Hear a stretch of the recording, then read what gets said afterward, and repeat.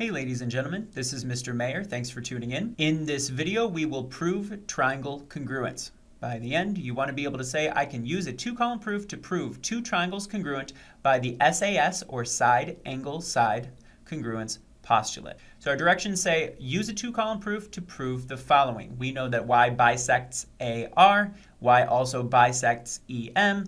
Our job is to prove the two triangles congruent.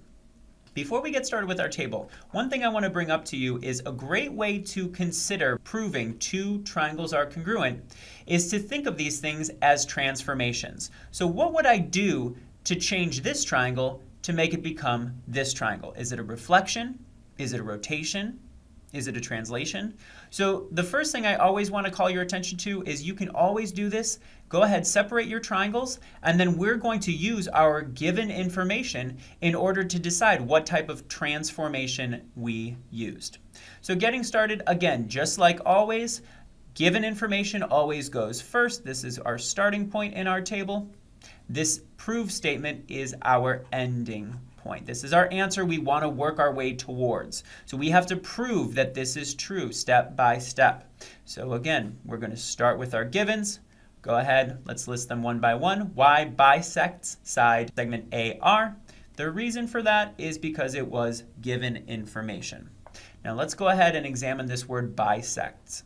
The word bisect means to split into two congruent halves, two equal halves. So what that means is Y, if Y bisects segment AR, Y is the midpoint of all of AR.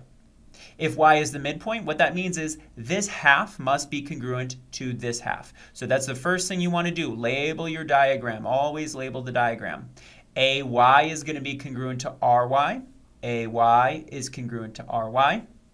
And the reason for that is because we used the meaning of the word bisect. So that is the word's definition. It's the definition of bisect.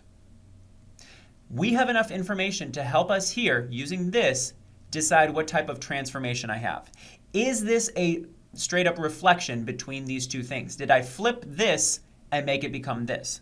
Well, if that was true, then AY would be congruent to the side up here. That's not what we just labeled. So in fact, what we did to this second triangle, in order to make it congruent to the first triangle, is I'm going to rotate it.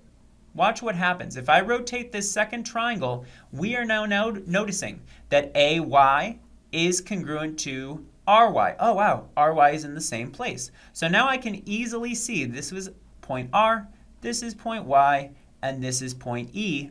This is going to make it a lot easier for me to visualize. I now know which sides match in between the two triangles. I highly recommend you do this on your paper separately when you're proving triangles congruent. For the next step, I have another piece of given information. Y also bisects segment EM, so that is just going to be number 3 for me.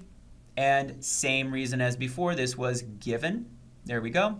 Now if, again, let's go through this process. If Y is the midpoint, if Y bisects segment EM, this segment right here, it is the midpoint, meaning this half is congruent to this half. Let's go ahead and label it. Doesn't have to be the same as before, as these two, so I'm going to use 2 dashes, 2 dashes, and that's what we're going to put for our next statement. And Y is congruent to EY. The reason, just like before, because we used the definition of the word bisect.